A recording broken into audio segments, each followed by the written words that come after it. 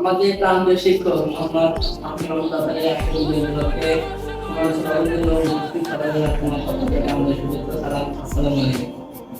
বিদায় শব্দটি আসলে অনেক বেদনা এবং আনন্দ যে বিদায় মানে যারা বিদায় নয় এবং এর মাধ্যমে আমরা একটা দেখতে পাচ্ছি যে এই এতদিন মানে স্কুলে পাঠদান করতাম আজকে একটু জীবনে আনন্দ উপভোগ করি।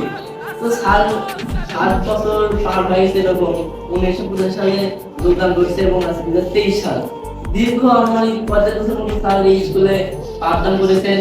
অনেক স্যার তার গুণ গাহাই দেখে গেছেন এবং তার মধ্যে আমরাও একজন।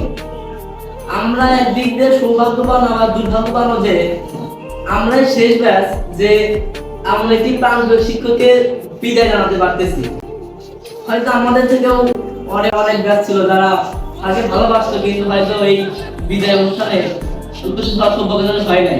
আবার আমাদের ছোট অনেক আছে তারা হয়তো স্যারকে ভালোবাসে কিন্তু তাদের দুর্ভাগ্য যে তারা এই অনুষ্ঠানে যোগদান করতে পারতেছে না।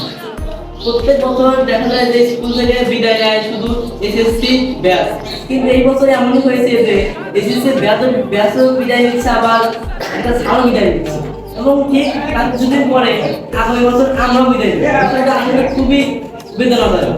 আবার আমাদের যে প্রধান শিক্ষক তিনিও ঠিক আমাদের সাথে বিদায় নিচ্ছেন। আসলে দেখা যাচ্ছে বিদায়টা সরাসরি কিন্তু আসলে বিদায়টা খুবই দুঃখজনক। তো আমি ব্যক্তিগত পক্ষে বলবো আমি স্যারকে আসলে খুব ভালোবাসি।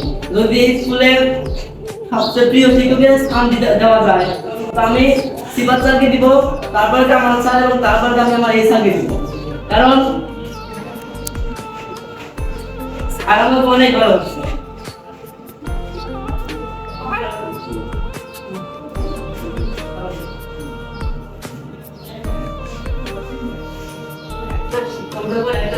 ভালোবাসে ক্লাসে ঢুকে যখন স্যার বলে যে মইনুদ্দিন হাসান নাকি তখন হৃদয়ে একটু কেঁপে বলার মতো না।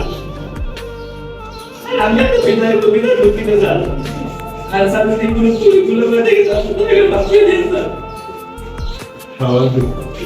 না না ঠিক আছে ঠিক আছে